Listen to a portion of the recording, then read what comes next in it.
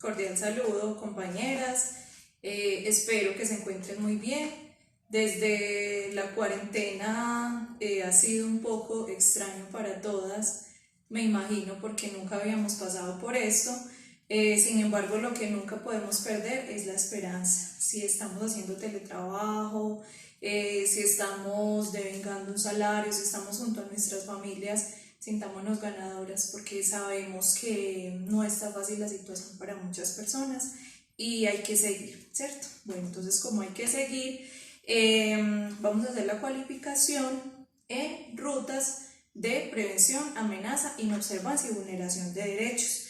Ya les había enviado a cada una su WhatsApp los saberes previos. ¿Por qué hacemos saberes previos? Este tema es de muchísima importancia y es el compromiso de todas tenerlo muy claro. Entonces, en los saberes previos iniciamos con qué son las rutas o cuáles eran esas rutas. Esas rutas son 6. Si de pronto tienen a la mano las rutas, si de pronto pueden hacerle pues como la duplicidad al celular mientras ven el videito, y tener la ruta sería bueno que lo sigan. Entonces tenemos la primera ruta, violencia intrafamiliar.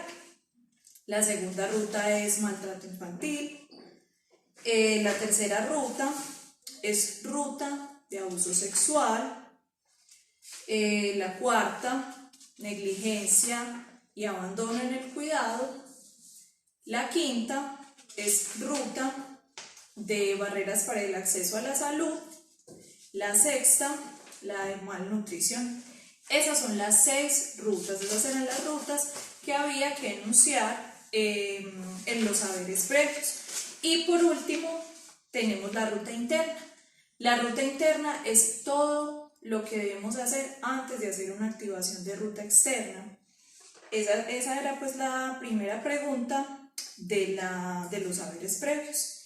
Y la segunda es la homologación de conceptos. Eso lo vimos cuando socializamos los factores de riesgo. Entonces, ¿cuáles son los conceptos? Son violencia intrafamiliar, abuso sexual infantil, maltrato infantil, inobservancia, vulneración. Esos son los conceptos que teníamos que decir. Por eso ese día les dije que tomaran notica, porque se iban los saberes previos. Pero bueno, sin más preámbulos, entremos entonces en materia. Vamos a socializar cada una de estas rutas.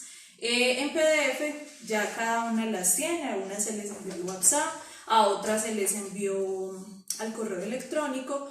Lo ideal era que antes de ver el videito le dieran una miradita a las rutas. Bueno, vamos a empezar con el seguimiento a los niños y niñas en casos de desnutrición. Bueno, si bien sabemos que el trabajo de nosotras es interdisciplinario, la nutricionista es quien se encarga de hacer el peso y la talla de los niños y las niñas. ¿Qué pasa cuando la Nutri encuentra que hay un niño con desnutrición, que hay un niño con sobrepeso? Empieza a seguir paso a paso esta ruta. Por ejemplo, en este caso es muy complejo porque tenemos niños y niñas con desnutrición. Entonces la Nutri, por ejemplo, me preguntaba, bueno, ¿y ahí qué hacemos? Entonces lo que se hizo fue orientarla desde el equipo psicosocial para que la familia se inscribiera para ver qué posibilidad hay de recibir el bono. Por lo pronto, desde el jardín lo que hicimos fue darle más bienestarina, porque bienestarina sabemos que la bienestarina es sumamente nutritiva.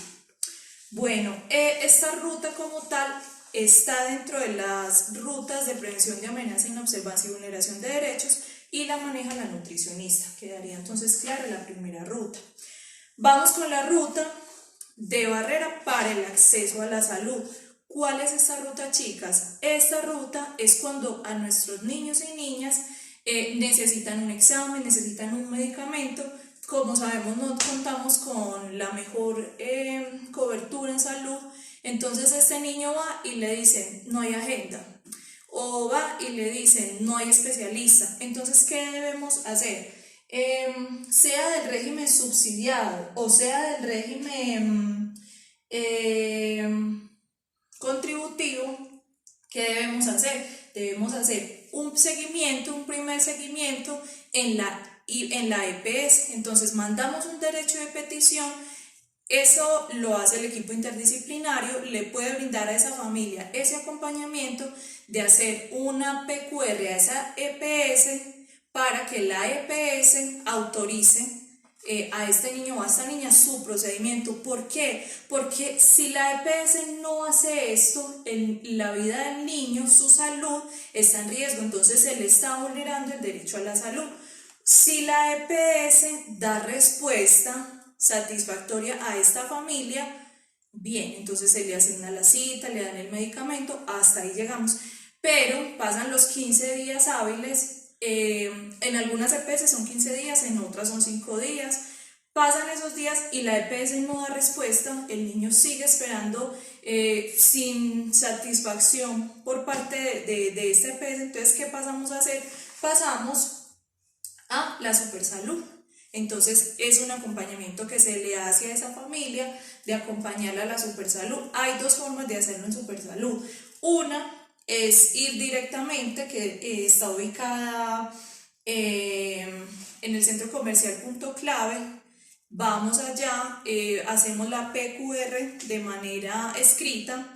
Se puede hacer en Punto Clave o se puede hacer en la Parque del Poblado. Enseguida de Delhi está la Supersalud. O lo podemos hacer también vía electrónica. Entonces mandamos una PQR a la página de la Supersalud.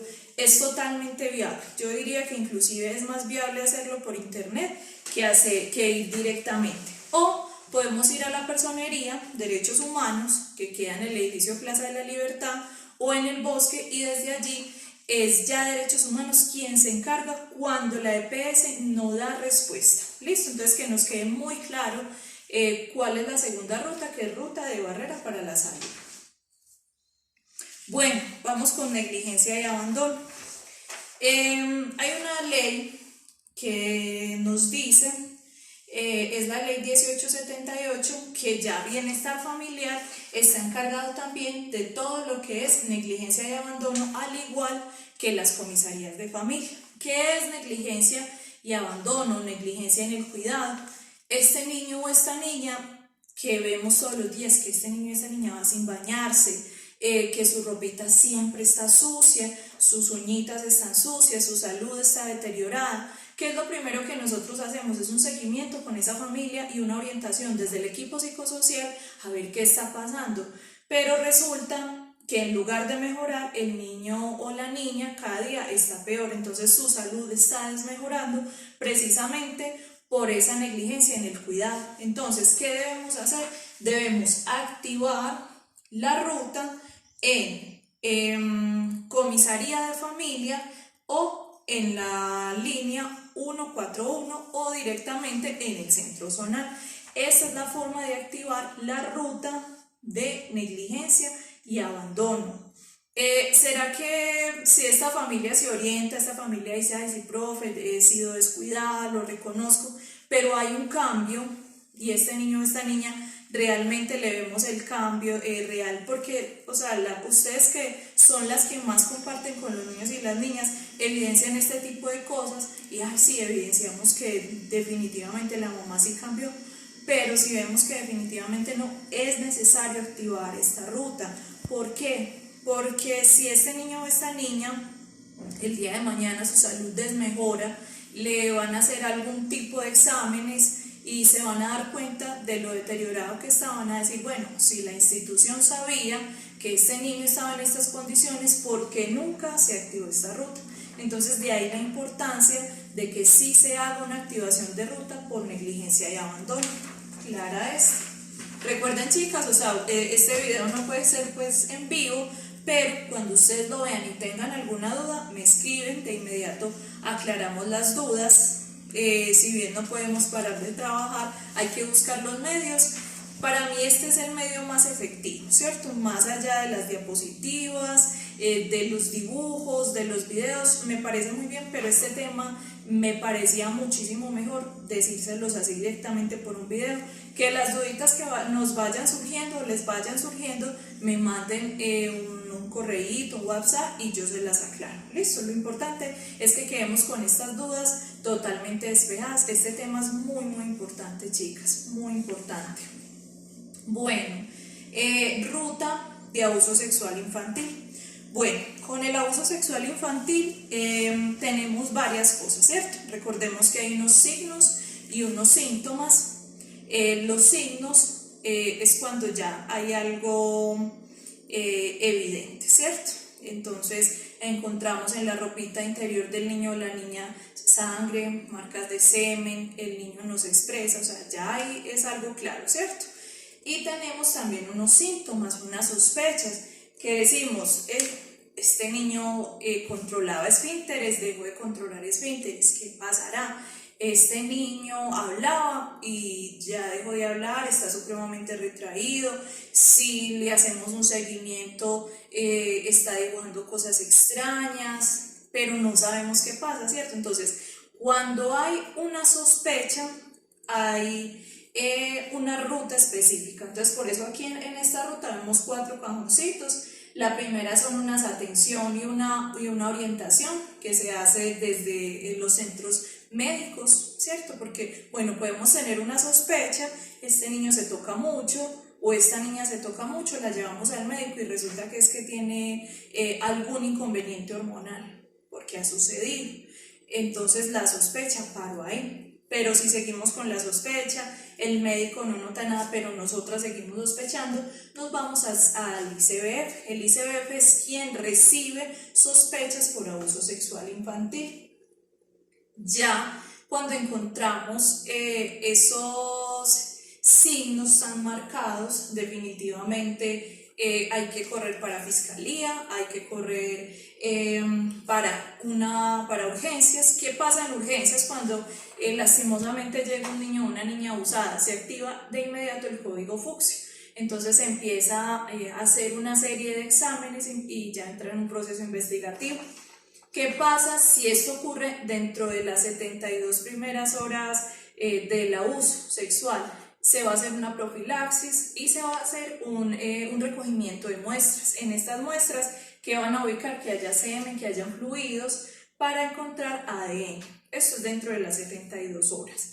Pero ¿qué pasa si el abuso ocurrió hace 2 años? De igual modo, o sea, ya la ley, no importa si el abuso fue hace 1 año, 2 años, 10, 20, 30 años, ya la ley recibe, no importa cuándo haya sido el abuso, ¿cierto? Eso también es muy importante que como adultos lo tengamos muy claro, no solamente con los niños y las niñas, sino que como adultos lo tengamos muy claro, porque ya la ley te pone el tiempo que vos querás. O sea, no es como antes, que si pasaban 10 años, si pasaban 5 años, ya no te recibían una denuncia por abuso, ya se recibe. Pero ¿qué pasa en esas primeras 72 horas? Que en esas 72 horas sí hay pruebas, y esas pruebas se recopilan. Si se hace la denuncia en las 72 horas siguientes, de igual modo se recibe la denuncia, pero ya no tendríamos las pruebas, pero igual el proceso continúa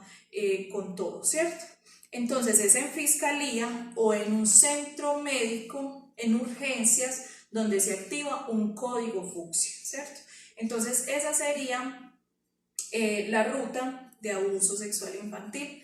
Más adelante, puede que sea también por este medio, vamos a trabajar todo lo de prevención y detección de abuso sexual infantil, ¿cierto? Es muy importante que, si bien en años anteriores hemos visto, es muy importante que este año retomemos signos, síntomas, señales de alarma, medidas de prevención, medidas de cuidado, porque si bien todos los días trabajamos con nuestros niños y niñas la importancia del cuerpo, la importancia del cuidado del cuerpo, nos tenemos que cualificar cada día en saber cómo hacerle frente a este tipo de cosas que ojalá nunca sucedan, ¿cierto? Pero pues suceden lastimosamente. Bueno, maltrato infantil. Maltrato infantil tenemos 2 instancias. Entonces, cuando vemos que el niño llegó con esa marca, ¿cierto? Del cinturón, con las uñas, el cuello, en fin, o que el niño simplemente diga así, me pegaron duro, ahí es donde tenemos que actuar. Entonces hay dos formas para activar esta ruta. Una es en comisaría de familia y otra es en ICBF. Estas dos entes son los que llevan a cabo esta ruta. ¿Listo? Entonces, que es que el niño todo el tiempo lo están menospreciando, tú no sirves, tú no vales, no te queremos, eso también es una forma de maltrato, es un maltrato psicológico, no solo se resume a los golpes, ¿cierto? Es que todo el tiempo le dicen que no sirven, pero la mamá dirá, pero yo nunca lo he tocado, yo nunca le he pegado, pero es un niño que psicológicamente está totalmente devastado. Entonces, ese tipo de cosas también se denuncian porque también son maltrato infantil. Entonces, que nos quede eso muy, muy claro, por favor. Bueno, ahora vamos a la ruta de violencia intrafamiliar. Violencia intrafamiliar se resuelve solamente en comisaría de familia, de acuerdo a su comuna. En este caso, nosotros estamos trabajando en Comuna 3, nos sirve la comisaría de la Comuna 3. ¿Dónde está ubicada? En la calle 78 con 4221, arriba del Sena El Pomar. ¿Qué pasa con la contingencia? En la contingencia, la Comuna 3 está atendiendo los días impares, pero la ley no descansa, ¿cierto? Entonces, 24 horas en la sede El Bosque, que queda cerca de la estación Universidad, ellos reciben estos casos, atienden estos casos de violencia intrafamiliar. ¿Qué es un caso de violencia intrafamiliar? Que una persona con núcleo, con sanguinidad y que viva bajo el mismo techo esté perturbando a los demás, es decir, un tío, un abuelo, un primo, pero deben vivir bajo el mismo techo. ¿Qué pasa si aquí vive una familia nuclear y viene un tío a agredir a esta familia? No contaría como violencia intrafamiliar, sino que eso se iría por código de policía, por lesiones personales, y se hace en inspección de policía. ¿Por qué? Porque este primo vino de otra casa, no vive con esta familia nuclear a la cual agredió, a la cual perturbó, entonces no cuenta como violencia intrafamiliar. Es bueno que nos quede esto muy claro, que tiene que ser quien viva bajo ese núcleo familiar, mejor dicho, bajo el mismo techo, ¿cierto? Entonces, si es el papá que agrede a la mamá, viven bajo el mismo techo, eso es violencia intrafamiliar. Entonces, eso se resuelve en comisaría de familia. Hay algo que hay que tener en cuenta para de pronto no orientar mal las familias y que no tengamos mal de pronto el concepto, y son las cuotas alimentarias. ¿Dónde se hacen lo de las cuotas alimentarias? En centros de conciliación. ¿Cuáles son esos centros de conciliación? Todas las universidades tienen en sus instalaciones un centro jurídico, ¿cierto? Un consultorio jurídico donde los practicantes de derecho van a recibir todos estos problemas o estos alegatos por cuotas alimentarias. Ellos son los que le van a dar manejo. ¿Dónde se orienta más que todo a las familias?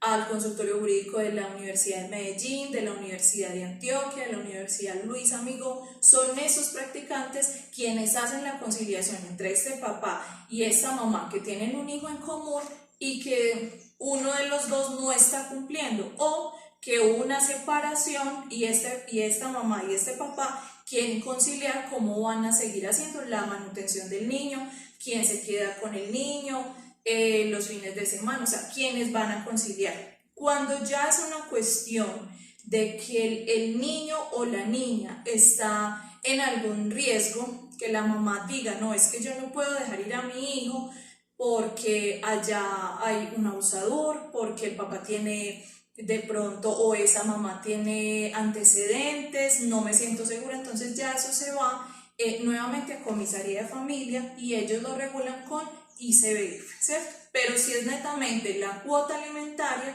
es en estos consultorios jurídicos, ¿listo? En estos centros de conciliación. Bueno, chicas, esas son las 6 rutas de prevención de amenaza, inobservancia y vulneración de derechos.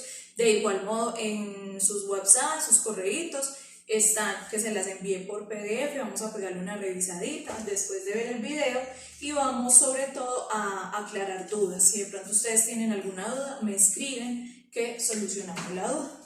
Bueno, vamos entonces a la ruta interna. ¿Qué es la ruta interna? Son todos estos casitos que vimos acá, ¿cierto? Entonces, bueno, si yo estoy viendo un caso de maltrato, si yo estoy viendo un caso de negligencia, ¿qué hago? Yo como agente educativo. Entonces, ¿quién maneja todos estos casos? Se manejan desde protección. ¿Cómo los manejamos en el jardín? Hay un equipo psicosocial, que somos Erika y yo, que es la trabajadora social, manejamos estos casos. ¿Cuándo se hace remisión de estos casos? Es muy importante que esto quede supremamente claro. Entonces, se hace remisión cuando este niño o esta niña tiene signos o síntomas de lo que acabamos de ver, ¿cierto? Entonces se hace la remisión. Para hacer esta remisión interna hay dos formas de llevarse a cabo. Entonces, una de ellas es que se habla con la familia, pero se dialoga cuando hay negligencia, cuando hay abandono, cuando hay un caso de maltrato, cuando hay un caso de abuso, cuando hay todo este tipo de cosas, ahí sí no se puede dialogar, obviamente, ¿cierto? Ahí de inmediato se activa una ruta externa de acuerdo a lo que ya vimos y de acuerdo a cada entidad se activa de inmediato esa ruta externa. Cuando aquí mencionamos que no es una situación tan urgente, hacemos referencia a cuando es negligencia y abandono, pero cuando vemos que es realmente algo que podemos manejar, ¿cierto? Y manejar en el sentido, mamá, ¿qué pasa que no estoy bañando bien el niño? Que no lo estás aseando bien. Ay, sí, profe, es que es algo muy de afán. Ah, es que yo dejo que se bañe solo. Entonces son cositas que le podemos dar manejo, pero por ejemplo, a un abuso no se le puede dar manejo, no se puede dar orientación. De inmediato se debe activar la ruta, ¿cierto? Entonces, cuando se activa la ruta externa, sea con comisaría y CBF, con la línea 123 social, entonces se inicia un proceso, nosotros hacemos un seguimiento y al final hacemos una devolución breve a las agentes educativas guardando la confidencialidad, ¿cierto? Porque lo más importante para ese niño, para esa niña, para esa familia es que nosotros guardemos su confidencialidad. Pongámonos en el lugar de esa familia, quien quisiera que todos se dieran cuenta, pasó esto, ¿no? ¿Cierto? Entonces, por respeto, hay que guardar esa confidencialidad. Pero es muy importante que ustedes tengan claro en qué momento o cuáles son las remisiones que recibe el equipo psicosocial y está en la ruta interna. Entonces, para que la miren bien, le den esa leidita y eso es lo que nosotros hacemos. ¿Dónde queda consignado todo esto, chicas? Queda consignado en el protocolo de prevención de amenaza, inobservancia y vulneración de derechos. ¿Qué contiene ese protocolo? Contiene los factores de riesgo que ya realizamos, que ustedes los sacaron, los factores de riesgo que hay en la familia, que hay en la comunidad, que hay inclusive en el jardín, ¿cierto? Todos los días trabajamos para brindarle a los niños y niñas la mejor seguridad, pero sabemos que se pueden presentar factores de riesgo. Entonces, dentro de ese protocolo están esos factores de riesgo, están las rutas, está la homologación de conceptos. ¿De qué conceptos? De qué es violencia, qué es inobservancia, qué es amenaza. Están todos esos conceptos y está un marco teórico y está un marco conceptual y también hay un marco jurídico, ¿cierto? Todas las leyes que amparan esto. Por eso, muchachas, el trabajo de nosotros es muy bonito, pero a la vez es delicado y hay que ir a la vanguardia de la ley, ¿cierto? Y tener muy claro qué hacer en cada caso. Por eso las rutas están en propiedad pues, de cada una de ustedes. Todas pueden tener acceso a ellas cuando regresemos al jardín. Están expuestas en la entrada de psicosocial. Esa es la mejor forma, ¿cierto? La mejor forma es ver el video, tener las rutas, revisarlas y tener la claridad. También el protocolo, en algún momento ustedes me dicen, yo quiero conocer el protocolo, quiero leerlo, bienvenidas, entonces para que estemos todas muy enteradas. ¿Qué pasa cuando activamos la ruta por cualquiera de estas 6 instancias o estos 6 casos?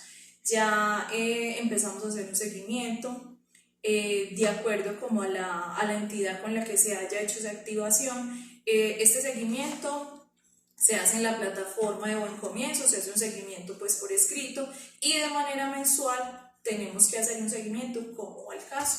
Si el niño fue retirado de su hogar o si el niño está en su hogar, todo el seguimiento se debe hacer y el acompañamiento a la familia. Entonces, chicas, bueno, no tengo pues como más que decirles. Aquí les dejamos las rutas, esperamos pues que las lean y que este video sea de utilidad para todas. Bueno, se les va a enviar los saberes posteriores. ¿Qué aprendimos de esto?